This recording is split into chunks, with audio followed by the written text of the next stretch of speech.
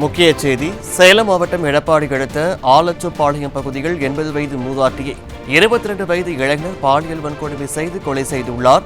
இது தொடர்பான விவரங்களுடன் தலைமை செய்தியாளர் ஜெயக்குமார் வழங்கியிருக்கிறார். ஜெயக்குமார், வணக்கம். விவரங்களை பதிவு பண்ணலாம். வணக்கம் பாலாஜி. விடியா திமுக ஆட்சியில் நாள்தோறும் கொலைகள், ஒவ்வொரு மணி நேரத்திற்கும் விதவிதமான கொலைகள் நடைபெற்று வருவது வாடிக்கையாகி வருகிறது. குறிப்பாக விடியா திமுக ஆட்சியில் 80 வயது மூதாட்டிகளுக்கு கூட பாதுகாப்பு அற்ற ஒரு சூழ்நிலை இருக்கிறது. அவர்களுடைய கற்புக்கு கூட பாதுகாப்பு இல்லாத ஒரு அவல நிலையை நீடித்து வருகிறது. சேலம் மாவட்டம் எடப்பாடி அருகே அலச்சம்பாளையம் என்கிற பகுதியில் 80 வயது மூதாட்டியை மது போதையில் பேத்தியினுடைய 22 வயதான கணவர் விக்னேஷ் என்பவர் கற்பழித்துவிட்டு அந்த மூதாட்டியை தாயாக பாவிக்கக்கூடிய கடவுளுக்கு நிகரான ஒரு மூதாட்டியை அரிவாளால் வெட்டி கொலை செய்யப்பட்டிருக்கக்கூடிய சம்பவம் மிகப்பெரிய அளவில் பரபரப்பையும் பதட்டத்தையும் ஏற்படுத்தியிருக்கிறது.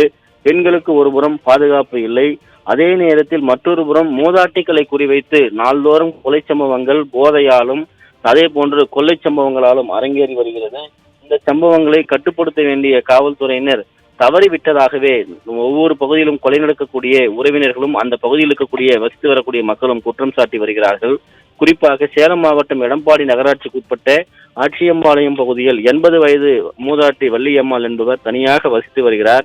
வள்ளியம்மாளுக்கு 4 மகளும் 1 மகனும் இருந்து வருகிறார்கள். தனியாக வசித்து வருகிற நிலையில் இரவு நேரங்களில் பலத்த வெட்டுக்காயங்களோடு இறந்து சடலமாக இரத்த வெள்ளத்தோடு கிடந்திருக்கிறார். அக்கம் பக்கத்தினர் பார்த்து காவல்துறையினருக்கு தகவல் கொடுத்திருக்கிறார்கள்.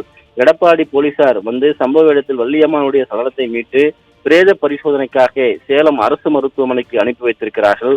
இது குறித்து விசாரணை நடத்தப்பட்ட போது வள்ளியம்மாள் கற்பழிக்கப்பட்டு கொலை செய்யப்பட்டிருக்கக்கூடிய அந்த சம்பவம் தெரிய வந்திருக்கிறது.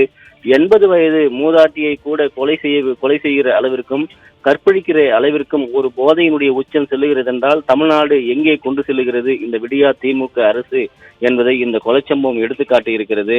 எனவே அந்த 80 வயது மூதாட்டியை கற்பழித்து கொலை செய்த விக்னேஷுக்கு சட்டத்தின் முன் நிறுத்தி உரிய தண்டனையை பெற்றுத்தர வேண்டும். குறிப்பாக கஞ்சா, அதே போன்று பிரவுன் சுகர், கஞ்சா சாக்லேட், கஞ்சா ஷேக் உள்ளிட்ட பல்வேறு போதைப் பொருட்கள் எளிய வகையில் கிடைப்பதாக ஒரு குற்றச்சாட்டு இருக்கிறது. அதனை தடுப்பதற்கு இந்த திமுக அரசு இதுவரை எந்த விதமான நடவடிக்கையும் எடுக்கப்படவில்லை என்கிற தொடர் குற்றச்சாட்டுகளுடைய அடிப்படையிலேயே இந்த கொலைகள் நாள்தோறும் அரங்கேறி வருகிறது. ஒரு மூதாட்டியை கூட மிருகத்தனமாக வேட்டையாடக்கூடிய சமூகத்தில் நாம் வாழ்கிறோம் என்கிற நிலையை பார்க்கிற போது நாம் சொல்வதற்கே நாக்கு தழுதழுக்கிறது, கூசுகிறது. எனவே காவல்துறையினர் இரும்பு கரம் கொண்டு இது போன்ற சம்பவங்களை அடக்க வேண்டும் என்பதே அந்த பாதிக்கப்பட்ட பறிகொடுத்திருக்கக்கூடிய அந்த வள்ளியம்மாளுடைய குடும்பத்தினுடைய கோரிக்கையாக இருப்பது குறிப்பிடத்தக்கது. விவரங்களுக்கு நன்றி ஜெயக்குமார்.